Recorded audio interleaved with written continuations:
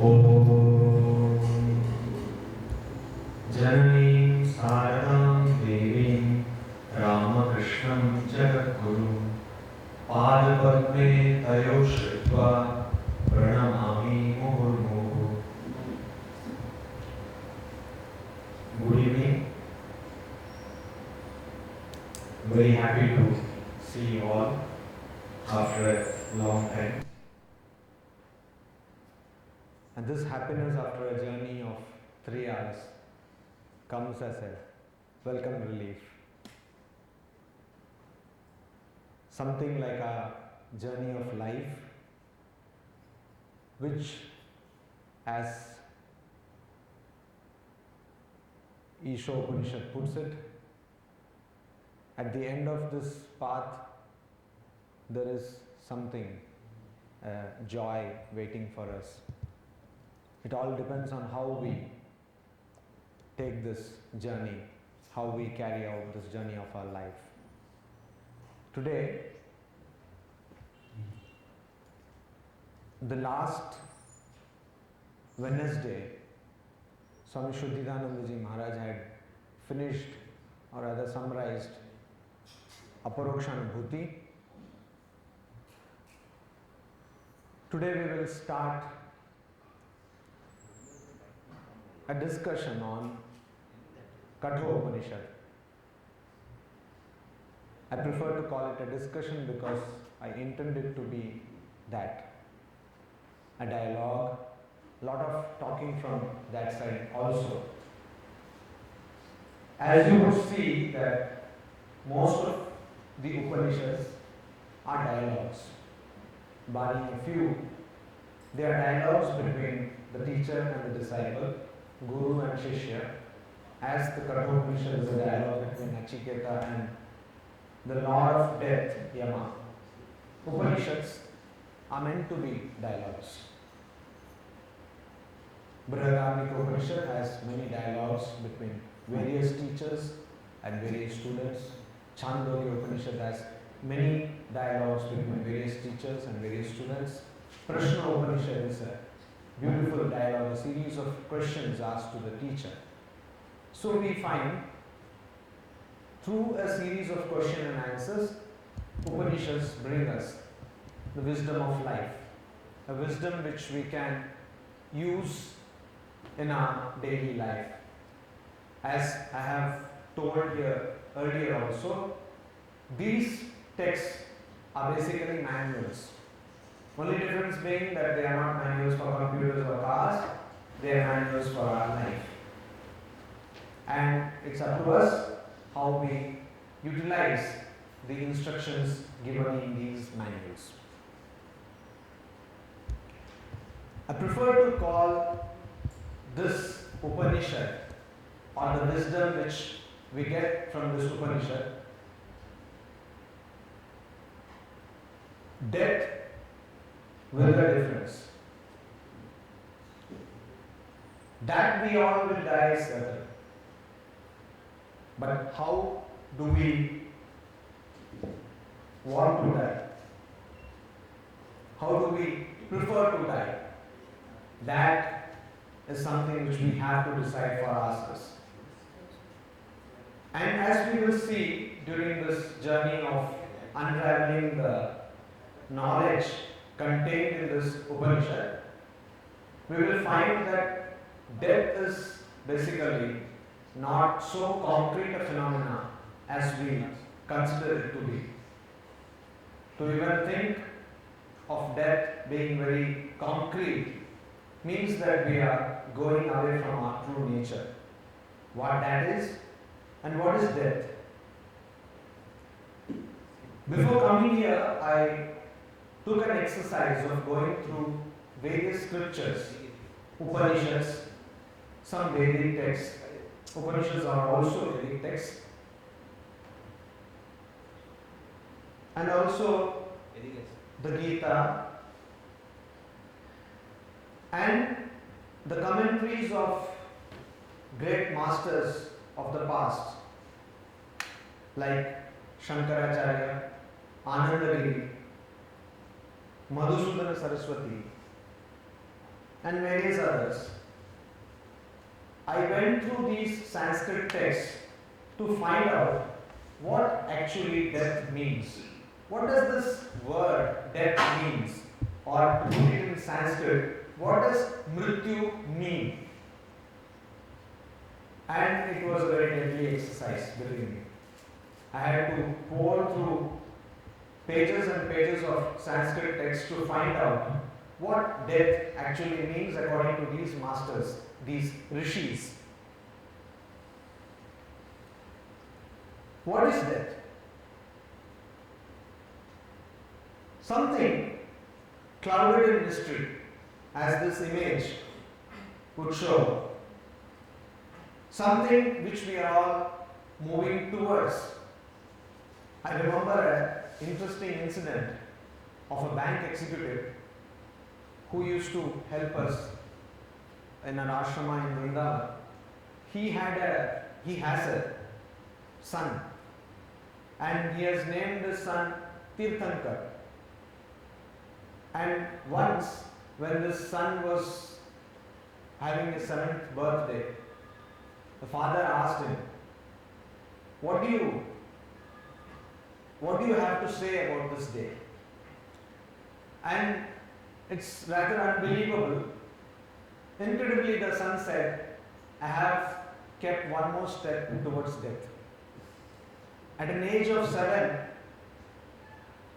a perspective like that is very unusual. But that's what he said. He said, I have kept another step towards death. So this is something which we are all moving towards too. Something like that person. But we do not know what death is. This is the dictionary definition of death. The Oxford Dictionary puts death as an event that represents the permanent cessation of all biological functions that sustain a living organism. More or less we understand this. And many religions will have you believe that that is the end of your life. And there are many belief systems which will say that that is the thing. In fact, in India, there was a system of materialism. Now you have different names for that, but I believe that materialistic system still continues. Charuvakas they were called. In Sanskrit, charu means beautiful. Vak means speech. So one who had a beautiful speech or rather a pleasant speech. Charuvaks, charvaka. And they used to say, Yavat jivet, sukham jivet. Rinam krutva, dhritam pivet. You incur debt, but drink ghee. As long as you will live happily. क्या फायदा ये सब सोचकर दिमाग खराब करके, है ना? सारा दिन तो क्लास किया, पढ़ा, अब यहाँ आके फिर डेथ विद डिफरेंस. दिमाग खराब करो अपना, दूसरों का भी. इस स्वामी लोग को कोई और काम है नहीं और हमारा भी दिमाग खराब. So that kind of an attitude. Rinam krutva dhritam pivet. All of us do. Citibank offers, ICICI Bank offers, HDFC offers home loans at a very subsidized rate. So you rinam krutva dhritam pivet. You incur debt and enjoy life. After all, life is for enjoyment. Then bhasmi bhutasya dehasya punaragamanam kutar. You're fools talking about metaphysics, ontology, philosophy. These are all meant for people who do not have better things to do. Because bhasmi bhutasya dehasya. Nowadays I can see it very much visually in electrical crematorium. Now the whole body is burnt to ashes. Punaragamanam kutar. Where is the coming back of this body which is burnt into ashes? So all your talk about Janma, Marana, as Shankaracharya will very eloquently put it in Bhajagovinda, Punarapi Jananam, Punarapi Mananam, all this is useless talk. I see only one life and enjoy it. Go to KFC, eat nice bucket of chicken and then have all kinds of enjoyment, because that's what life is meant to. Life is to enjoy. Basmi bhutasya dehasya punaragamanan kutat. So we understand this definition. We understand that I am going to die one day. And I have a question for you. How many of you here are afraid of death? Okay. For those people who have raised their hands, I appreciate the sincerity. And for others, those who haven't, I sincerely doubt that you are so afraid of death that you are afraid even to raise their hands. Okay. When death will have an appointment with you, let us see your smiling face. And that's a good, if it is true that you will have a smiling face, yeah, that's true. That's good thing. But I doubt. Okay, I have my sincere misgivings regarding that. So, death is something which we are mortally afraid of. Now, in Sanskrit there is a term called Nighantu, that means a dictionary. There is another term called Nirukta. What is the difference? Nirukta is also a dictionary, Nighantu is also a dictionary, but like in any other language, we have what is called a colloquial dictionary or a dictionary for the common language, and there is a technical dictionary. You have a technical dictionary for engineering, you have a technical dictionary for medicine. A same word may have different connotation in a particular subject. When used in a general sense, it would have a different meaning. So, similar with Sanskrit. Nighantu is for Vyavaharika Sanskrita, that is commonplace Sanskrit, which of course it is not used nowadays. Though abroad people are opening different departments of Sanskrit, in India we are closing all the departments of Sanskrit. Universities which were supposed to teach Sanskrit have mass communication, tourism as their subjects, but not Sanskrit.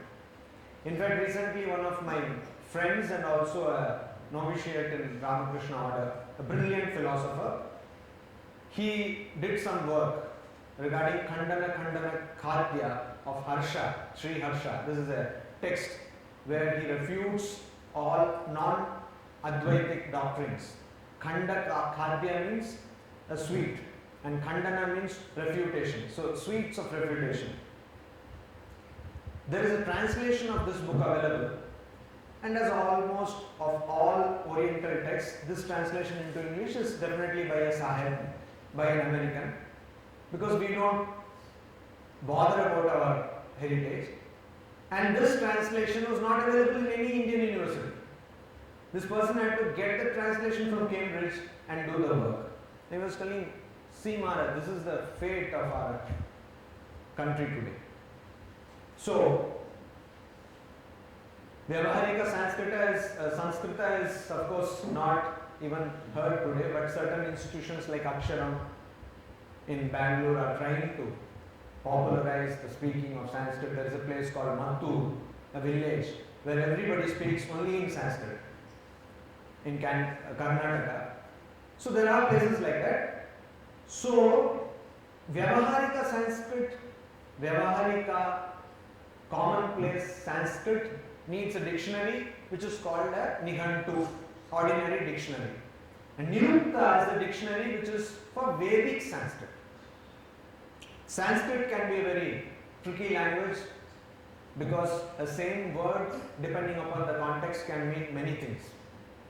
So, Atma can mean the body, it can mean the mind, it can mean prana, it can mean the soul. Depends on the context.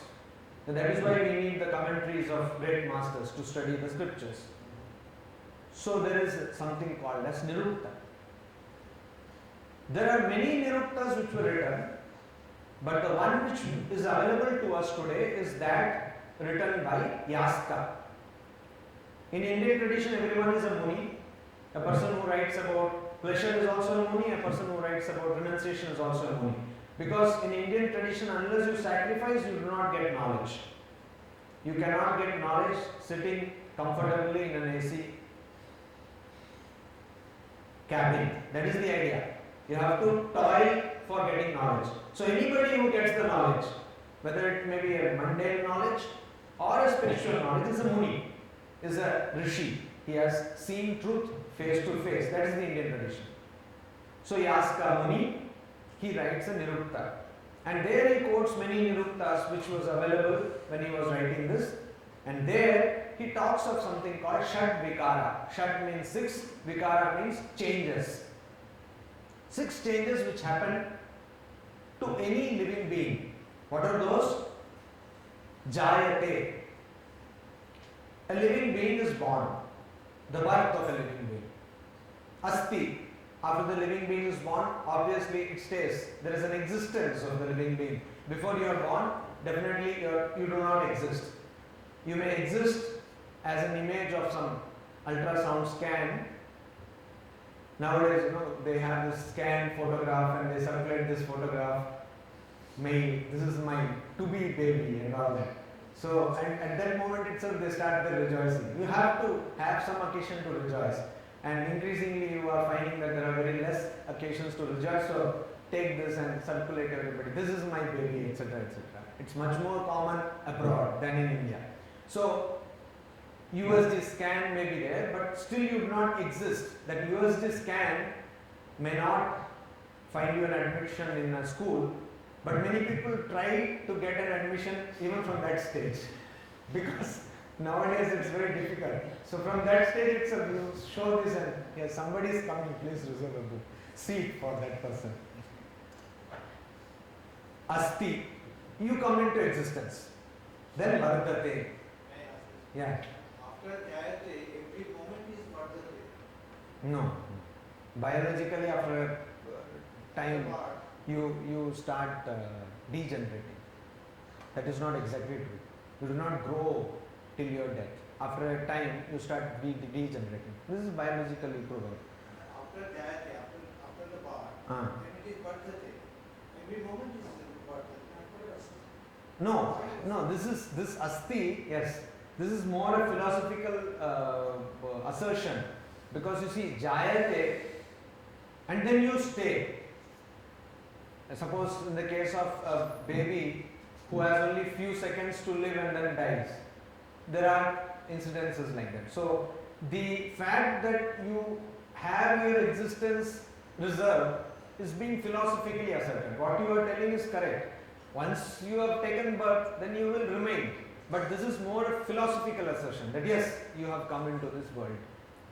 Jayate asti, then vardate, grows. Viparinamate, various changes occur in the body. Various changes occur in the body, as in the case of puberty or other changes occur in the body. So it's not just growth, but various changes. At various levels, your different parts of the body start growing. And there are various changes which occur in your whole system, externally, internally. Then apakshiyate. Then after some time, you start seeing 2 people instead of 1. You start becoming more, your blood pressure shoots, everything starts shooting. Wrong things shoot up and what is not supposed to shoot, it will all come down. You do not see, you can't eat, etc., etc. Apakshiyate. Then nashyati. Slowly, then finally, Ram Nam Satya, and people are also happy. Chalo ek gaya. So nashyati. So these are the 6 states of a living being. If a baby born dead, when he died. Yes. If a baby born dead. Stillborn baby, yes. So that is why I said, then this asti will remove that condition. Jayate asti, that means that baby has not born. And this question is more an intellectual question, more an academic question. What we are talking about here is the different stages of life. Different stages of life, but essentially the starting point is birth and the ending point is death. So you are basically, it's a journey from, to put it in a different context or different perspective, it's a journey from death to death. You can see it that way also. It's a journey from death to death, from one death to another death. So we are all moving from one death to another death. Jayate, Maybe I am becoming very morbid, but that is what it is. Jayate, asti, vardate, viparinamate, apakshiyate, nashyati. Then what is death? I had some more questions, and then I went to some more commentaries, and I found in one place Anandagiri, putting it very succinctly, he says, death is the disconnection from the body. Vital breath, mind and so on. He said dehadi, that is the word he uses. Means deha, mana, prana, etc. etc. Vichcheda, dehadi vichcheda. He says disconnection from. You suddenly disconnect. You see, this is an interesting perspective on death. He doesn't say that you die. What he says is, you suddenly disconnect yourself from body. That means what? Birth is connecting yourself to a body. To put it conversely, birth is connecting yourself to a body. Birth does not mean that you come into existence. You are already existing. You are always existing. Birth, as we will see, is just an assertion of your ignorance. When an intelligent man becomes ignorant, he takes birth. That is what, at least scriptures will say that. When you are full of knowledge and suddenly you become a fool, April fool, you take birth, you come to this body. Even with your Muslim purity and you had good knowledge, suddenly you think yourself attached to this body, you get yourself connected to this body because of delusion, because of Maya, and then you take birth. So what is death? You are disconnecting with this body. And death is of course destruction. Destruction in the sense of, again, duality. You have destruction only when you have a sense of construction, when you have a sense of creation. The very idea of creation to Indian tradition is abhorrent. They say, what can you create? This is an illusion. And Advaita Vedanta will very strongly put it. It says, it's an illusion. There is no creation at all. All that you see is because of your ignorance. The whole thing of, you're all students of Aparokshanubhuti, so I need not explain it further. So the whole thing what you see is all this nanatva, the variegated nature, is nothing but a reflection of your ignorance or reflection born out of your ignorance. So death is destruction. Then there is another thing. Now this is Shankaracharya's interpretation, destruction. He says, when Lord says in the Bhagavad Gita, Sarva Harash Chaham, in the 10th chapter, that I am the one who destroys everything. Shankaracharya commenting there, he says, destroying what? Not only pranahara, not only the destruction of life, but also dhanahara, dhanadihara. See, now people get heart attack because their wealth is lost. So for every stock market crash, there are so many people whose lives also crash. So there are so many crashes. It's for the people who have the Oh, well said. For people who have wealth. So here again we remember the very oft-quoted story, but every time you say that story is so fresh. A person like me, very intelligent, I prefer to call me intelligent because nobody else will call me. So intelligent, I was, which beach? Say Diga. I was lying down with a dhoti on Diga beach, the sands of Diga beach, and enjoying nature, breeze, etc. Humid climate also. And okay, maybe I don't believe in smoking, but for this illustration, I was like Ganesh Bidi, I was smoking. And then suddenly one intelligent person like you comes to me and says, "Hey fool, what are you doing? Wasting your time? Lying on this sand, doing nothing. What do you do?" I said, "I do nothing. All day I just smoke Ganesh Bidi." Brand ambassador of Ganesh Bidi. So you say, "Arey, wasting your whole life? What are you doing? Do something." Then okay, what should I do? Do you have any education? Yes. See, I am an IIT postgraduate. You do some education, have some education. Said okay. After that, you will get a job. Said then what? In Sanskrit we have this term Katha Kim. So then what? Philosophers, very difficult to defeat them. Then what? Katha Kim. Then what? They say you have a beautiful wife. Okay, then what? According to me, that is a great problem. But anyway, this fellow is telling. So then what? No, I mean beautiful wife and beautiful handsome husband. Both are problem. So then what? Then he said you have respect in the society. Then what? Money. Then children. Then what? Then he says, okay, then you can lie comfortably in your AC room.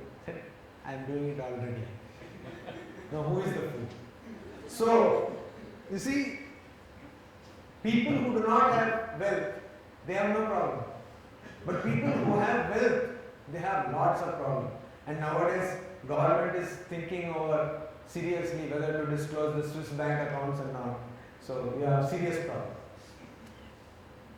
Death is loss of wealth. So much. So the material existence, now why does Shankaracharya say loss of wealth? I thought, why does he say prana is not exactly like wealth? Why does he say?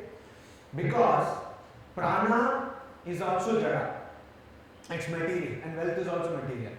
So if a person can identify oneself with the body, it is as equally dumb an identification as identifying yourself with your bank balance.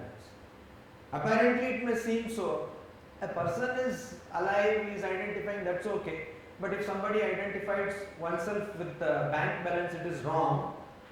But seen from a higher perspective, both are the same. You identifying with your bank balance or with your body are essentially of the same nature. So that is also death. Then death is loss of vital breath. Vital breath is a very doubtful translation of prana. Sanskrit is a very wonderful language compared to English. And English, many things are lost in translation. So vital breath, what I mean here is prana. So death is of course the loss of prana. They say pranavayu goes away. Some people say it goes from mouth and some people say it goes from eyes. And people who have a smattering of the knowledge of Indian spirituality, they always wait to see whether that person's mouth was open or eye was open, from which area. They say, oh Maharaj, koto bhalo gelo, how nice that person passed away. What happened? No, his pranas went through his eyes. Anyway, he passed away, that's the point. So, there are so many people like that, idiosyncrasies. So, death is again dissolution. Now, this is from a more macro perspective. From an individual perspective, micro perspective, my body is the body. But from a macro perspective, because you see Advaita Vedanta says that both macro and micro is my creation. This world does not exist as I am seeing it. It is because of my ignorance I project it so. So macro world, when it will die, there will be dissolution. Evolution opposite dissolution. So we will have many dinosaurs dying. One Swami, we try to discuss scriptures. At least we need to have this kind of thought that we are studying Shastras. How much we understand, that's a different thing. So we study every day morning Brahma Sutra. So we fight with that text. So one day he was telling, see, there are so many terms in this text which we do not understand, and we need so much of commentaries to understand these. Suppose 500 years afterwards, people come and they study our emails or our correspondence. Say suppose. So they will also need commentaries to understand terms like MP3. They will not understand what is MP3. Then somebody will write a tika, gloss. MP3 is equal to this. So, oh, MP3 means this. So similarly, after dissolution, we may find fossils of all IITians, and then they will keep it in laboratory and find out how much great brain they had. Death is ignorance, obviously, because the very concept of birth and death comes out of ignorance. If you do not have ignorance, you will not have the concept of death. And death is a creation which is born out of ignorance. These are the different definitions given by various bhashyakaras or people who write laws. No, which one? Next.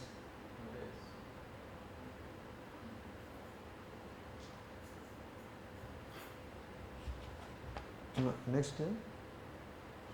Once.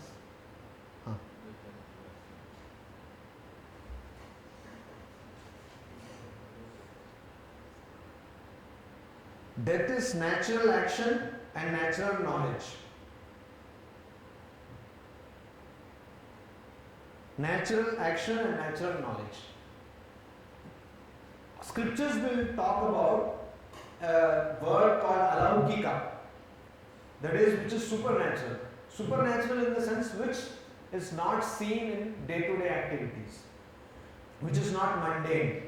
So anything related to your soul, the supreme soul, Atman, or yourself with a capital S, is supernatural. Supernatural does not mean that you will become amazing Spider-Man. Supernatural means something which you are not able to perceive in your sense world. That is called by the scriptures as alaukika. So death is natural action and natural knowledge. This is mundane, that I will die, that I am yawning, that I am about to get sleep because of this wonderful Swami who is capable of inducing sleep which tranquilizers cannot. This is a great thing.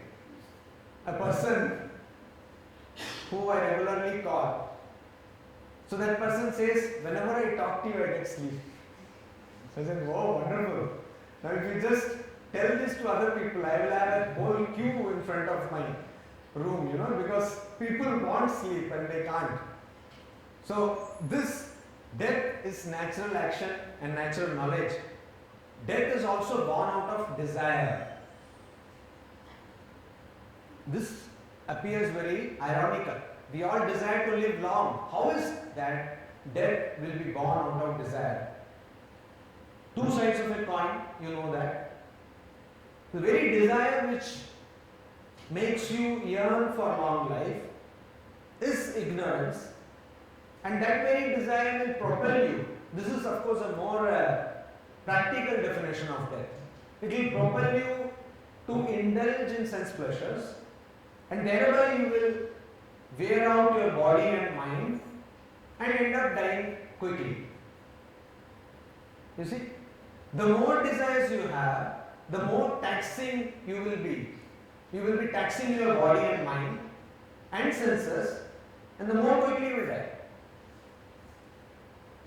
There was a case of one Rajat Gupta, not this Rajat Gupta who was caught up in a scam, another Rajat Gupta, and I forget the name of the company he was working. It was a very big company. It is still a big company. And this person, not even in his 40s, in his early 40s, 41 or 42, he became the CEO of that Asian division of that company. And he gave an interview in Times of India and various other CNN, IBM TV channel. And they asked him, how are you able to manage? He was a very socially active person, etc. How are you able to manage so many things? And he said, you see, I don't need sleep. I sleep only 4 hours a day, I can manage, etc. He went on like that. It was a jogging session, and over a jogging session he was filmed. Exactly after 1 month of that interview, he died. Massive heart attack. And the doctors diagnosed that it was because he had never given any rest for his heart. So apparently he was, juggling many things, time management and all that, but he ended up in death. So that is what this is all about. The more karma you have, the more desires you run after and unrighteousness. And if it is going to be through unethical means, immoral methods, Swamiji will very nicely, eloquently define what is morality. He says, anything which is selfish is immoral, anything which is unselfish is moral. If you are going to achieve something or even try to achieve something through immoral, unethical means, taxing your body, then you are slated for an early death. That's what is talked about here. Then death is hunger. There are many interpretations of this. Death is hunger. One is very simple. If you are hungry and you are not provided food, you will die. That of course we all understand. Hunger out of starvation. Interestingly, the acharyas give that explanation also. They say yes, the body dies because it doesn't get food. But there is another, and even that, there is an explanation. There is an agni, there is a fire which is called jataragni, which is always burning in your body, somewhere in your stomach. This is the concept of Ayurveda, and somehow in a very strange way it coincides with allopathic concept. Because what does allopathy say? That if you do not give food to your body at the proper time, then all these acidic bile juices which are secreted will gnaw or eat away into your intestine walls.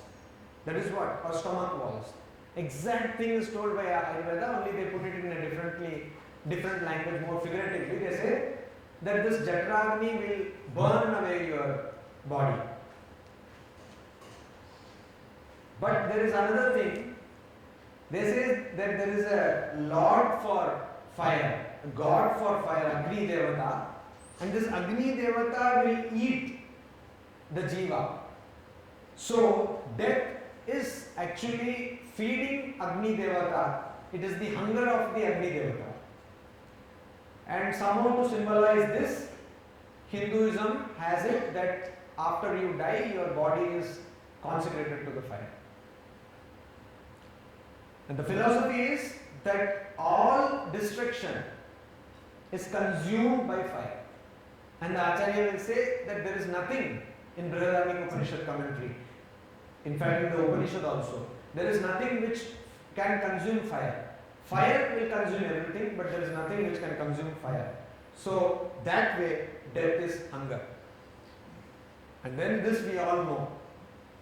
I did a Google search for images which can go with this presentation on death, and I just did Google death, and all I got was black. My whole screen became black people, black, because that is the Western concept of death, black, ghost and all that. But unfortunately for them and fortunately for us, our concept of death is different. So death is evil. Anything evil takes you to death, and death necessarily is evil. Taken from the perspective of Advaita Vedanta, it is evil because it is ignorance. Only because you are ignorant, you are thinking of death. And because we are all wanting to become wise, we are thinking of death with a difference. And evil things will take you to death. They will not allow you. You see, this body is considered to be a karma bhumi, a place where you can exhaust all your karmas or samskaras which are in your account. You have done some good things, some bad things. You have to pay for the good things and enjoy the merits of the bad things. Now this will go only when you lose the sense of doership. The moment you understand that you are not the doer, since then whatever you do, you will not be bound by the effects of those actions. But whatever you have already done, that is called prarabdha karma, and that you have to face the consequences of those you have to face. And you can face them only through this body. You can't face them in any other body. You may be made a Indra, you may be made a Varuna, but you cannot exhaust your karmas. Only good karmas you can exhaust. To exhaust all your karmas, you need to take a human body. That is why the human body is given a great place in the scriptures, Indian scriptures. So death is evil because it takes you away from this opportunity of utilizing this body. Then death is of course darkness. Then death brings fatigue. Before you die, I don't know how many of you have experienced it, because none of you seem dead. I don't know, sir.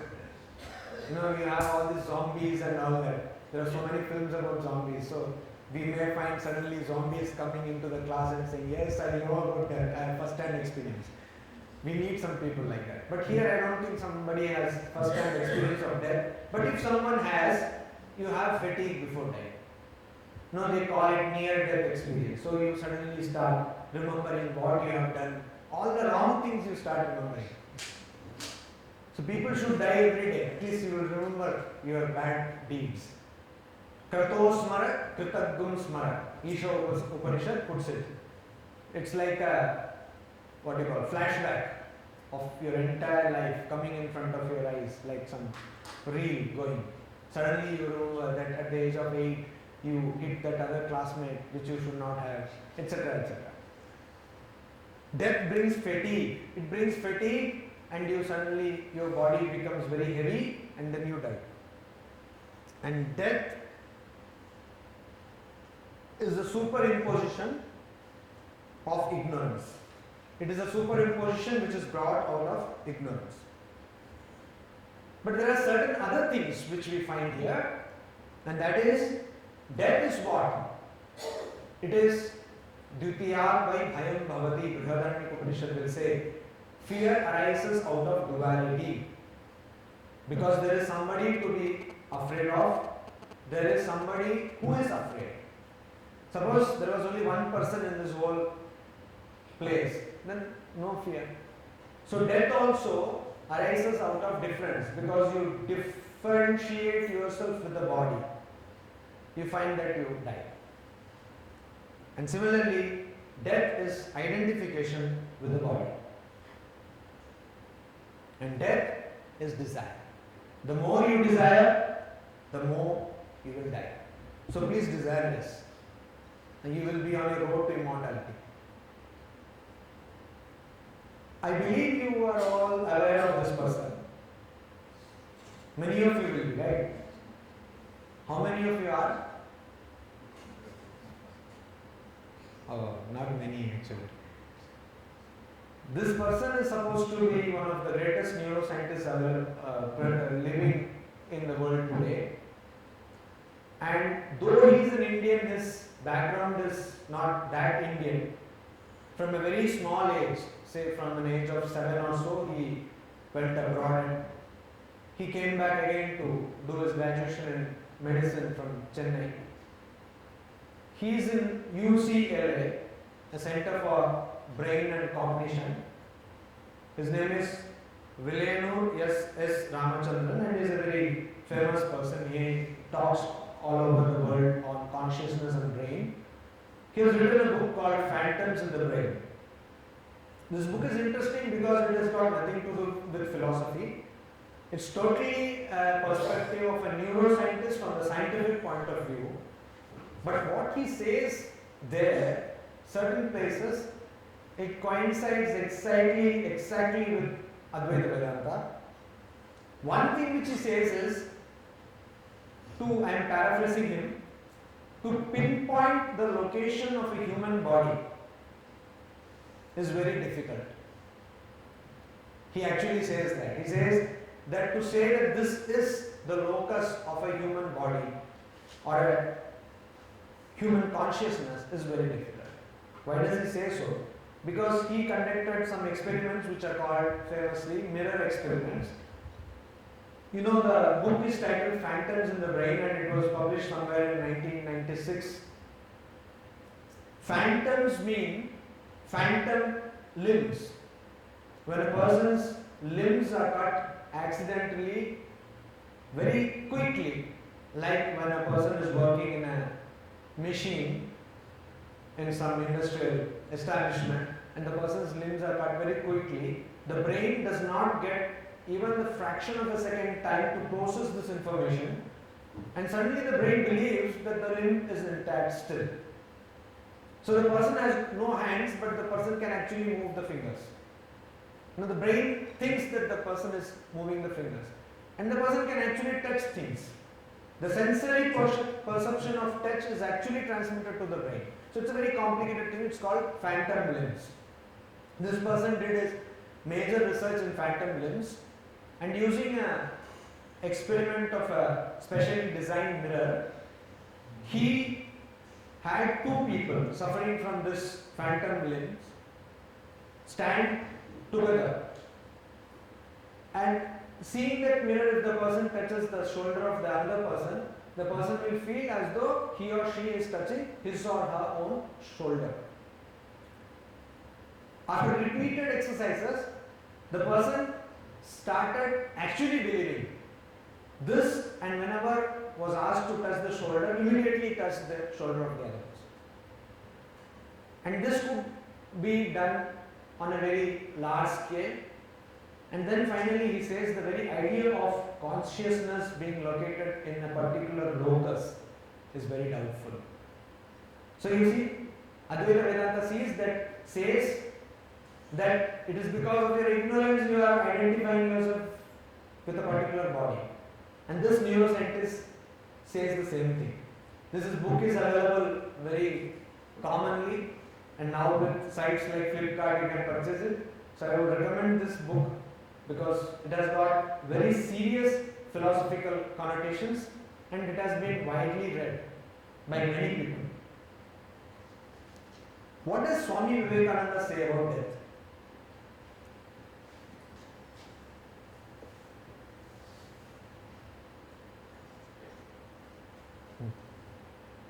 He says, there is the tremendous fact of death. The whole world is going towards death. Everything dies. All our progress, our vanities, our reforms, our luxuries, our wealth, our knowledge have that one end, death. That is all that is certain. Cities come and go, empires rise and fall, planets break into pieces and crumble into dust. And now we have found new planets, also Mars and all that, to be blown about by the atmospheres of other planets. Thus it has been going on from time without beginning. Death is the end of everything. Death is the end of life, of beauty, of wealth, of power, of virtue too. Saints die and sinners die. Kings die and beggars die. They are all going to death. And yet this tremendous clinging on to life exists. This is a huge irony, huge dichotomy, which goes unnoticed. And the biggest wonder of the whole thing is that it is not at all noticed. Every one of us here is certain of our life, which is the least certain thing in our lives.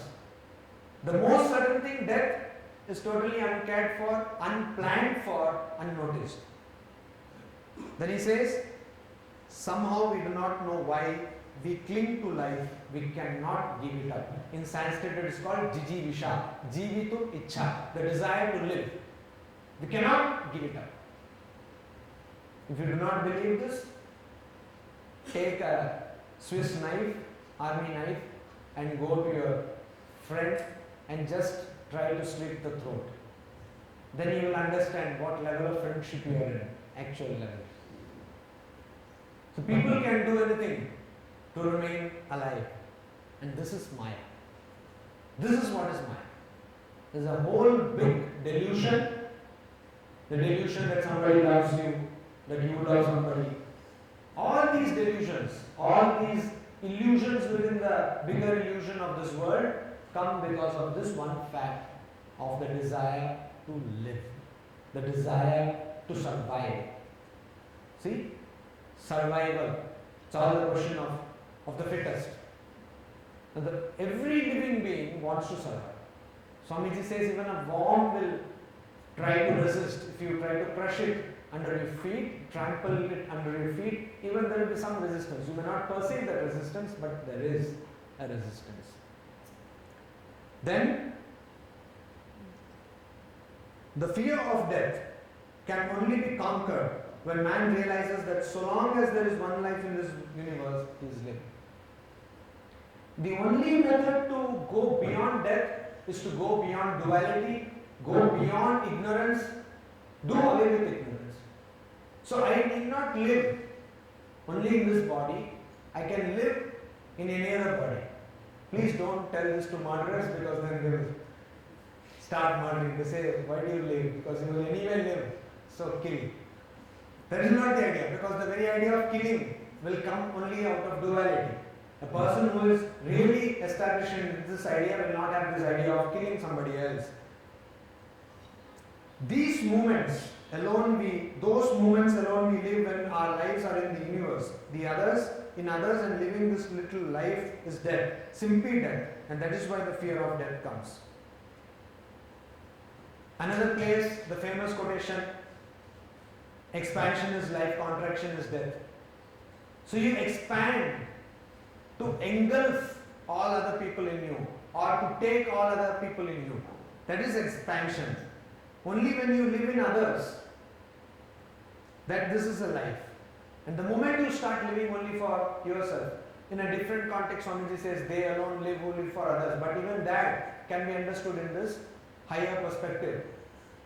Only when you start living with this holistic approach, you understand. So long as there is death, the question must come again and again. Is death the end of all these things to which we are clinging? As if they were the most real of realities, the most substantial of substances? The very big conundrum, the very big problem which Advaita Vedanta encounters is that we call this world an illusion. Then you come and say that how is it going to be illusion? I can see this table, I can see this microphone, I can see the water, I can see everybody very palpably, very vividly. How do you say that it is an illusion? We are holding on to these very really. How do you say that it is an illusion? Advaita Vedanta has two answers. One is deep sleep. The sleep has many answers. So go to sleep. Deep sleep. And death. Death and deep sleep are on many accounts the same existence. So deep sleep, you do not know about yourself, then you get up. Death, you do not know about yourself. So the death is a phenomenon which brings into question the reality of whatever you think is real. Now here we come to an interesting incident in Mahabharata. Now this sculpture, it's a stone carving of Yudhishthira at Devgarh Vishnu temple. Devgarh, we have a center there in Devgarh also. Vishnu temple, it's a stone carving of Yudhishthira. And Yudhishthira answering questions of Yaksha.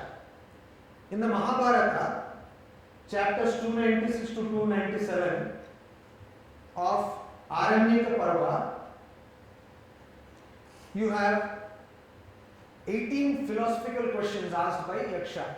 You will be, I believe most of you are aware of the incident where in Mahabharata, when they were wandering in the forest, they feel thirsty, all the Pandavas, they go to a lake or a pond to quench their thirst, and a person is asked questions, and they say, who are you to ask questions, and they all drink the water and die.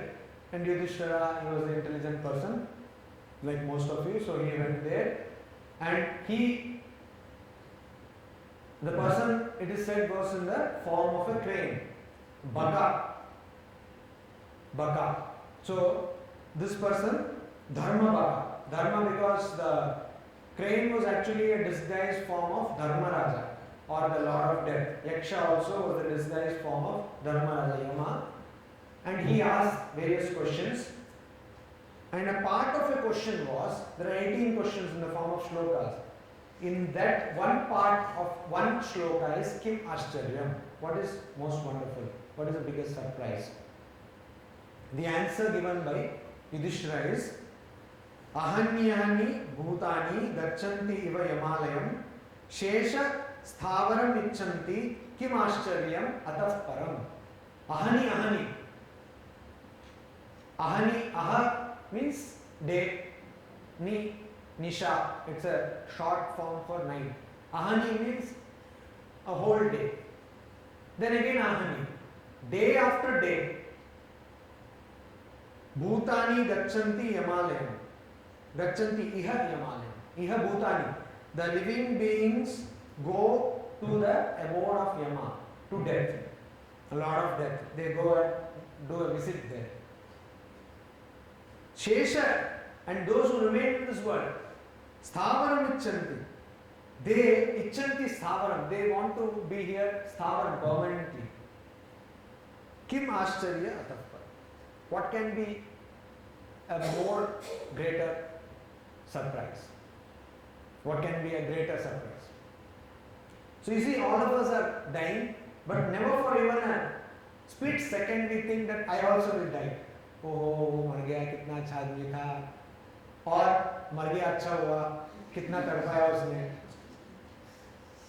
Either way, we forget that we will also die.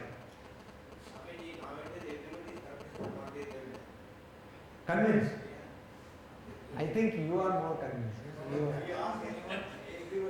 I can see a halo behind your head. Some kind of thing is happening. So, I think you are more. See, to begin with, you are not afraid of death. Now you are convinced that you will die. So you are really. No, they are not. Who is not sure that he is going to die? No, they are not. Let me have only one hand. It's all intellectual. The next time somebody is making plan for next 20 years, ask them. He doesn't know when he is going to die, but he is going to die. No. So there was a great story, again very popular story, that a person was very ill and he was behaving very badly with everybody else. So relatives complained, so a sadhu went there, and some people who do not listen to anybody else will listen to the sadhu. So they said, this is the occupational advantage I have. So this person, there are many occupational hazards too. I am not going to that. But advantage is this. So this person went and told, see, you are going to die within a week. So this person was totally what to do. So he went and his whole behavior changed. He became very nice and all that. And finally, after 1 week, he is desperately waiting there, but death doesn't come.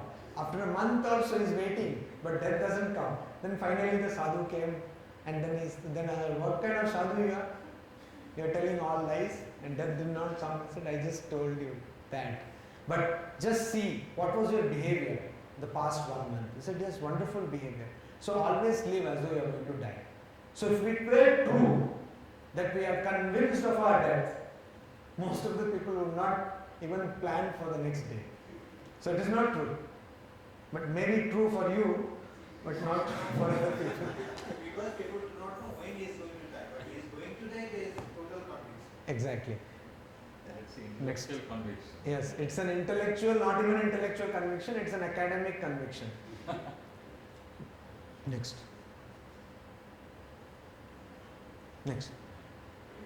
Now in India, we have a wonderful thing which we do not have in many other traditions. Wonderful, what is wonderful? In India, when a grandmother tells somebody, of course that also doesn't happen nowadays because grandmothers are in vruddhashramas. In India, when grandmother tells the granddaughter or grandson that there was Rama, he constructed a bridge, you can actually go to NASA and see Adam's bridge. In India, when somebody says that Draupadi did tapasya, you can actually visit the site where Draupadi did tapasya.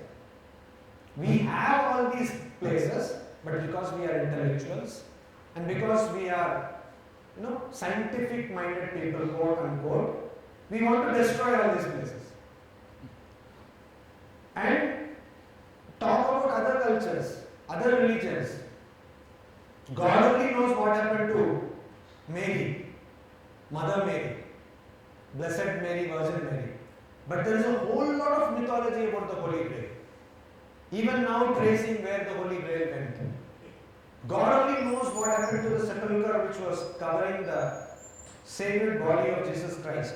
But there is a whole lot of mythology surrounding it. They have dates, they have history.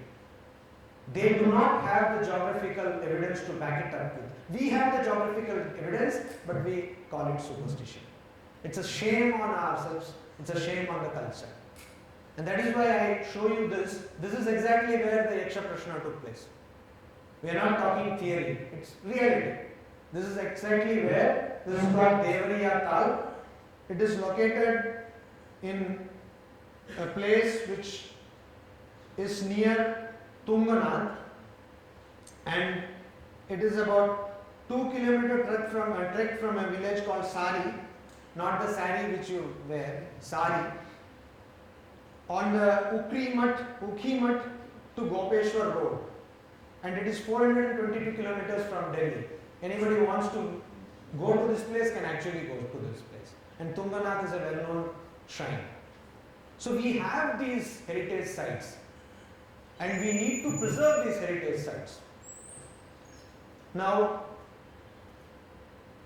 we have been discussing a lot about death, and it has become rather too somber discussion. Now we'll go to a much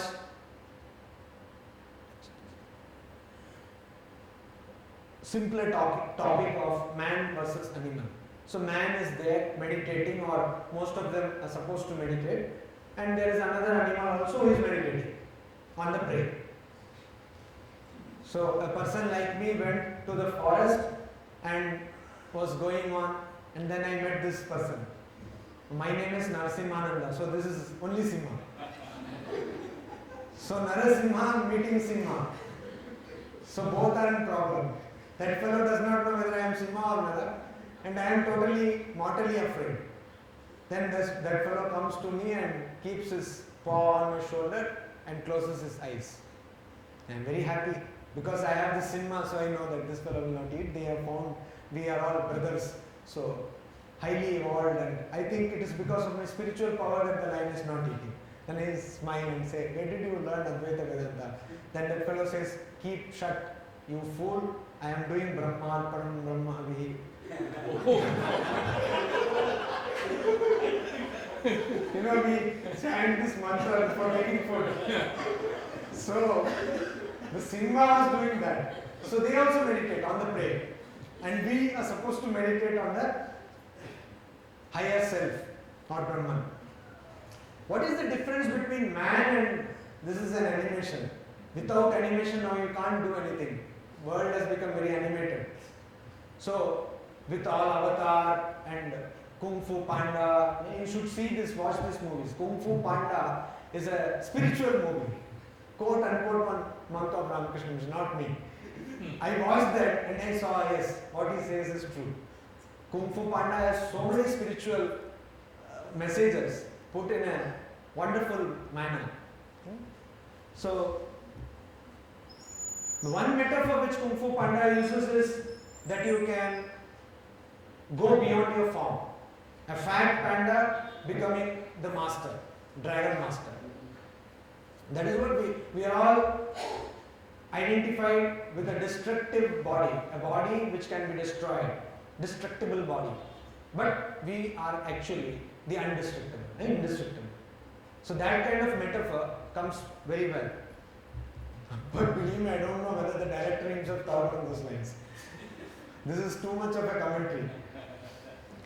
Ahara nidra bhaya maithunam cha samanyam etat pashubir naranam dharmo hi tesham adhiko vishesho dharmena hina pashubir samanam. Ahara, food, eating, nidra, sleeping, maithunam, mating, bhaya, fear. All these are common to animals and human beings. So what is the greatness of human being? Dharmo hi tesham adhiko vishesha. The only speciality of human beings is dharma. The ability to transcend the body-mind complex. It is only a human being who can transcend the human beingness. It's only human being who can go beyond human being. Only the brain of human being can go beyond human brain. No other being can do that. That is the only adhiko vishesha. Dharmena hina pashuddhi samana. And if that speciality is not there, then they are on par with animals. So most of us are animals. So now let us start eating each other. That's what we do. We start eating each other. Eating into each other's space, private space, into each other's freedom, into each other's enjoyment, comfortable life. This is what we do. Because basically we are animals. We cannot think beyond eating, drinking, making fun, and fear.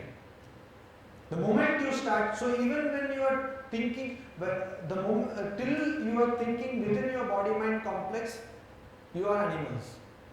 Only when you start thinking beyond this body-mind complex, you become human beings.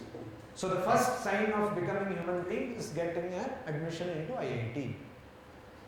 Is it not? Because if a person is thinking about the body and mind, you can't get admitted into the IIT. It's humanly impossible. So the first thing is that you go to the level of science. You have a thought process which is beyond yourself, and then you go to spirituality. Swami Yatiswaranji had an allegory of a water pipe having 3 outlets. The lowest outlet was bodily desires or sense pleasures, and the upper one was science, and the highest outlet was spirituality. So nowadays you have pump and all that, but earlier days, suppose a person in the ground floor used to use water more, the person in the top floor did not get water. Nowadays those things do not happen. Or a person if the water tank is above, person in the top floor took water, then the ground floor people didn't get water. So something like that. Maharaj, is it science only or intellectual activity that you're referring to? Yeah, science or intellectual activity. Arts or what about arts, literature? Yeah, arts depends on what kind of art, because some arts are very closely interwoven with sense pleasure. Sorry. So yeah, because we can call art is a very, very vague term. Philosophy, for example, can be considered to a great extent intellectual exercise. So depends on something which takes you away from your body-mind complex, something which takes you to higher realms of thought. That. Creating atom bomb. Huh? Creating atom bomb. Is an intellectual activity, but it kills. Somehow I feel, with due respect, that your questions tend to be more academic than practical. And creating atom bombs, Albert Einstein, as much I know, you may know better, was the person, is it not, who was the person who gave the principle which further led to the development of atom bomb, but he did not create atom bomb. And people who created the atom bomb, a group of so many scientists, many of whom were Nobel laureates, I don't think they were real scientists. And the person who ordered the testing of that atom bomb, even though they had practically won the war, that is the most pathetic thing of history, the sarcasm of history. The war was already won, but still they wanted to test this new weapon because nobody knew what the weapon was all about. He was definitely not a scientific person. So science is not about creating an atom bomb, because the very idea of creating an atom bomb is to show your power, which again is very much within the domain of body and mind. I am talking about going beyond body and mind. Probably a special relativity theory goes more closer to that, or probably an idea to find out one force which will be explaining, or something like a unified field theory. That is more closer to that. So Albert Einstein was more closer to God, because we see his. He wrote a letter to the president of USA to create that. Anyway, let us not see that aspect. Let us see aspects very. To put it very succinctly, anything which takes you away from your body-mind complex and falls in the realm of science is what we are talking about. Anything which doesn't is not what we are talking about.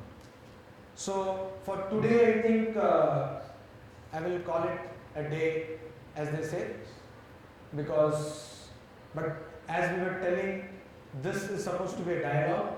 So I expect a lot of questions from the other side.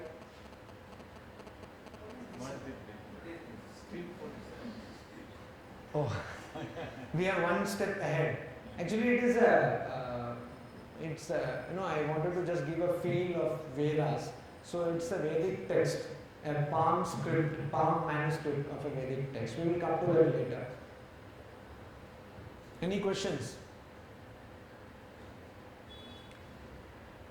No questions?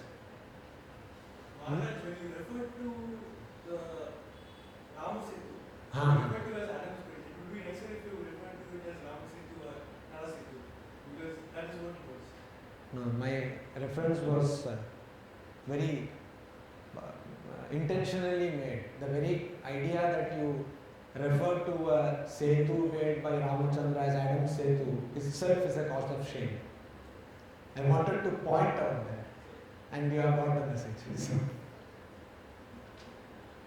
Actually, Rama referred to it as Narasimhananda. No, what I mean is why I told Adam's bridge is that is how it is portrayed and that is how it has been, and now we want to demolish it. Any other questions? Swamiji, that place you have shown on that lake, Mm-hmm. and the questions were given. How was it, how was it identified? This is the place. Because this is coming over a period of many centuries. So the very fact that you see many places like that, they are coming down over a period of centuries when you didn't have spectroscopy, you didn't have radiocarbon dating and all that. So for thousands of years people know that this is the place where it happened. So it cannot be just false. No? People who are generally reticent, they talk less, they also have a tendency to ask less, but I invite questions from everybody. No questions.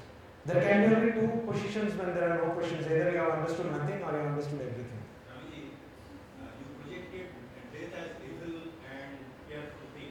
Yes. But somebody said, Maranare tuhum shayama saman. Huh? Maranare tuhum shayama saman. So, where is the fearfulness in this? no, you see, the very concept of seeing death as death, So there is other side of it also. the very concept of seeing death as death is evil. It is born out of ignorance. It's born out of ignorance because you see yourself as body and mind, you see death. Otherwise, there is no death for you. So that means when somebody says that particular thing that Maranare tuhum shayama saman, Oh. has it gone beyond the body-mind complex? Poetically, yes, but I don't know how much personally. That's a debatable question, but poetically, yes. He is deifying death, which the Indian tradition does. You see, for us, death is not, as the Western tradition has, death is something, a devil's creation. But in Indian tradition, death, we worship death, Shama.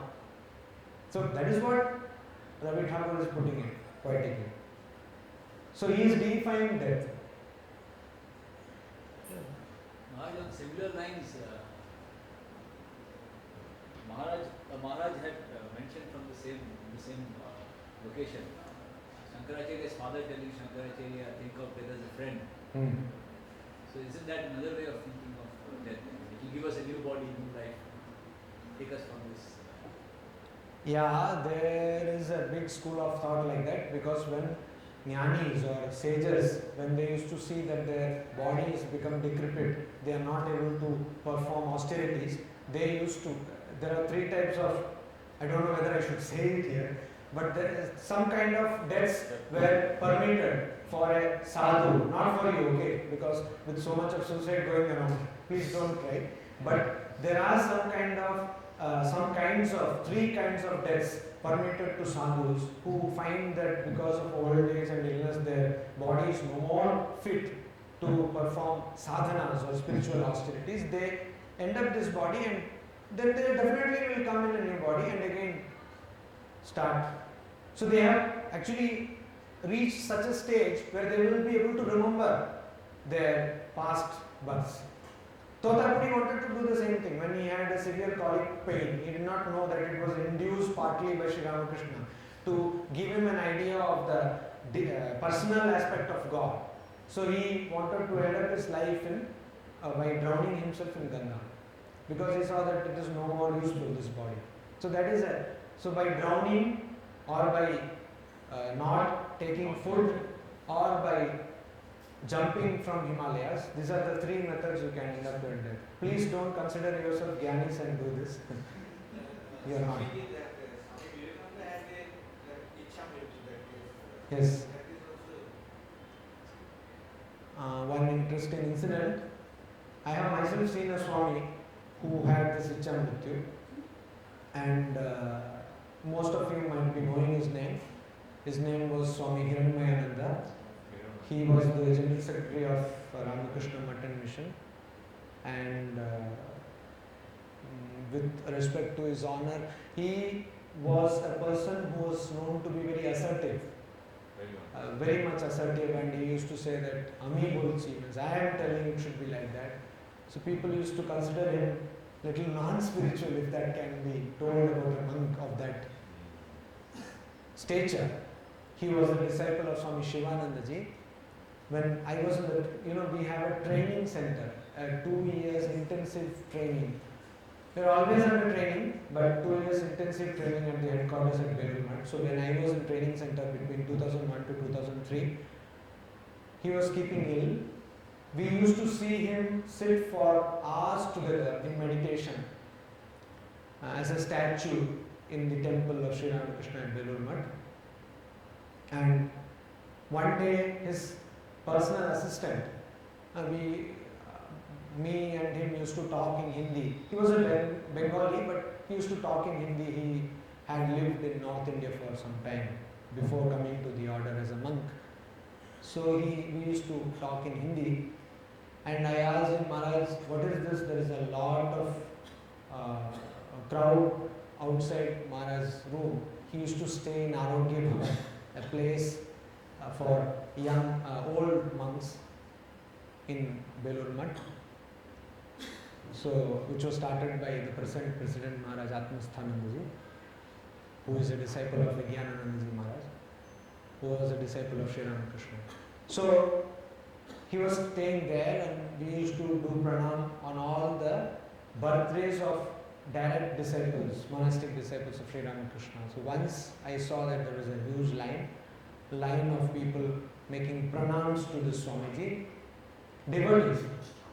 And he had a typical telephone book, this small, narrow, long book, red color book, I remember that. And he was seeing that book and making calls to various people. And I asked, Maharaj, what are you doing? And then he said, Maharaj has told me to call these people and inform that he is going to die. So I was like, is this an event or something? Like you are sending invites, come, watch my death. And he waited for a fortnight. Many people, because he was the General Secretary, he knew many people, and he did a lot of work. The Katha Bengali edition, which you find today, was because of him. There was no Katha by Ramakrishna Mission. It was only published by Katha Bhavan, and that was not chronologically arranged. But he, it can be very difficult to do small things in our order because we have a long lineage of senior Swamis. So we have a huge generation gap. Like I am a Swami who believes in Facebook. A person does not want to see my face at all. So that kind of difference. So in fact, when electricity came to India, there was a huge debate whether electricity should be introduced in Belur Math. So you will get an idea of what. A Swami asked me, email you should not use email, it is very bad. I said, Maharaj, if somebody is going to get an inland letter, are you going to actually open it and see the contents? He said, no. Then I said, then email is also equally good. People who have come to this life, they have come out of their own choice. And if they find themselves misfit, or if they are not going to adjust, then they will go. That will be there, the consequence will be theirs and their responsibility. Why do you have the silly rules, don't use email? Email is such a wonderful thing. While traveling, you can send email, get important work done. Mobile is a wonderful thing. So we have debates, endless debates, whether sadhus should have mobile. And suddenly you find the person, while the meeting is going on, 5 people are getting mobile phones and calls. That's a different thing. So there is huge generation gap. Somebody is 95 and somebody is 25. So you can imagine the gap. Whole India is there in Ramakrishna Mission. History of India. So now this Swami was calling all people. Now this Kathamrita was brought by this Hiranmayanji. Belur Math, when the Arati used to take place, Belur Math suddenly, any park or any solitary place has become a lover's den all over the country. So Belur Math, all this Premi Premika going on. So he was this Swami Hiranmayanandaji. He introduced a system of ringing of bell, so that removing all these people out of Belur Math. Either you go and attend the Arati or just quit. So he brought a lot of measures which we are reaping the benefits of. Then I asked, he's calling like he is having an event. Then one fine day, morning after breakfast, we came to training center and we were told by everybody that today Hiranmayanji is passing away. Una Sharita Jatse. What? Sharit Jatse? I said, okay. And that was the exact date he had fixed for himself. Sharit Jatse. Then everybody went, all the big Swamis, Brahmacharis, everybody. And we are all very enthusiastic that he should pass away. So one person took Mahapurush Maharaj's photo and showed it to him. Mahapurush Maharaj, Swami Shivanandaji, who was his guru. And he said, no. Half an hour before his passing away, he said, no, now it's not the time. And he went on talking. Then he sat erect, took the Japa Mala, Rudraksha Mala, did Japa, and he left his body in the truest sense of the phrase. So it does happen. It's not something only Swami Vivekananda did and all that. No. It does happen. You have seen him. Yes. He was actually the founder of Purulia Ramakrishna Mission. Yes. And he always used to say, later on also whenever any administrative decision had to be taken, he said, Purulia te erokom hoyeche. Purulia he was always used to quote. Yes? Some of the sadhus, like Swami, they would give back the life to that person. Is it possible like that to take the life? See, one thing I want to make very clear here, which is a thing which we Indians always, not only Indians, everybody who comes to spiritual life always we mistake. Ichha mrityu, that is having a particular date for death, or going back in life, past life regression, all this kind of super normal things may happen or may not happen. This has got nothing to do with knowledge or God realization. Please understand that. There is a huge difference. This may happen, may not happen. I have also known people who have simply lived just like that and suddenly they have realized God. They know that Brahman alone is true. They have realized it. If you ask them at which exact point it happened, they don't know. But they have realized. I have seen that kind of people also in the order. So that is what is important. Whether you have a church, what is the fun of going to past life regression and seeing all the faults what you committed? Richard Restek in his book, The Brain writes, he is also a very famous neurologist. He writes, this was a series of TV shows in the, what is it called? CBC, Canadian Broadcasting Corporation. So he writes there, it came as a book, he writes that it's a God's blessing in disguise that we do not remember everything. We would have become lunatics. So why do we need to go back to life and all? There are some past regression therapies. Honestly, I don't believe all these things. Because there is no way to prove it, no way to verify it. Unverifiable systems. But Advaita Vedanta gives you a system which you can verify. Only thing, the period or the duration of the experiment is little long, but you can verify. It's a verifiable truth. I don't want to believe anything which I can't verify. You have Ichha Mrityu, whether I will have or not, I can't verify. So, it's okay, it's a good incident to share and everybody will Acha, that is okay. But as a practical means of attaining spirituality, it is completely useless. Somebody meditated and there was huge, Swami Vivekananda once meditated and some other brother monk went and saw there was a lot of light. I don't need that kind of light, I have a tube light. I don't need that light. We forget that. Let us not concentrate on these super normal, supernatural things, because what is natural to me is my true nature of Atman, which has no distinction, no boundaries. What is unnatural to me is getting identified, bogged down with this body mind. I should understand this both at the intellectual level to begin with and then I have to palpably realize it. The moment I will feel myself one with others, the moment I will have no idea of sex in the sense gender, the moment I will have no idea of superiority, inferiority, I am becoming more spiritual. What is the fun if you meditate 4 hours a day and you can't treat a driver on par with yourself? What is the fun in that? I have seen many devotees who do that. They cannot treat themselves equal with drivers, but they are meditating. What is the fun of such meditation? What is the point of such meditation? You have no questions? No questions from the women's side. Yeah, one side. You see, we should have proper gender representation. Very important. Actually, I came from South India, and in South India, normally talking of death, in a traditional Hindu household, talking of death is considered to be very inauspicious. No, it is so in all parts of India. I can vouch for that. I do not know about the other parts. You are from which part in South India? I'm from Karnataka. Oh. So, death is never mentioned. Death is never mentioned. The moment you talk of death, it is inauspicious. Yes. I think some households, they also do what is called as a parihara, when you talk of death on Yes. auspicious occasions. Yes.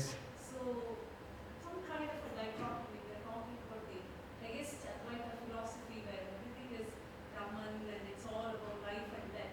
Yes. And when we practice the religion, it is practiced this way. No, actually, in all parts of India, even in fact, I am very fond of talking about death to remind myself actually. Then I say, আমার তো কোনো ঠিক নেই মরে যায় মহারাজ এরকম কথা কেন বলছেন এরকম কথা মুখে আনবেন না please don't bring such a thing to your mouth, don't say that you will die. What does that mean? So everywhere in all cultures in India they don't want to talk about death. But seeing a dead body is considered auspicious. No. Yes, it is considered auspicious in all cultures again. When you see a dead body going, it is considered auspicious, but if you touch, you have to take bath. It's all very confusing. It's all very confusing, you don't know. Oh, they have another side issue. I am not taking any sides, so there is left side, right side issue, but in some parts of India, in fact many parts of India, you see death, you have to get up and stand.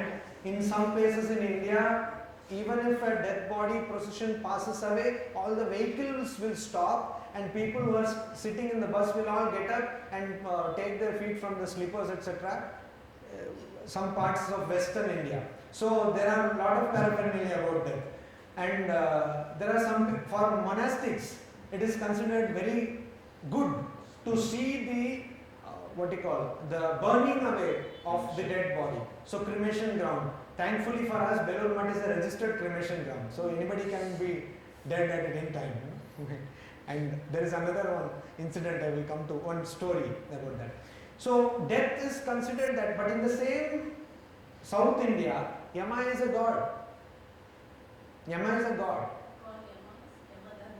Dharmaraja is a god, and many temples will have some kind of a symbolic representation of Dharmaraja. It is there. Yama is a god, and but they also have some kind of offerings to Yama also. That is also there in the same South India, in various states. Some in Karnataka, some in Kerala, Tamil Nadu, etc. It is all.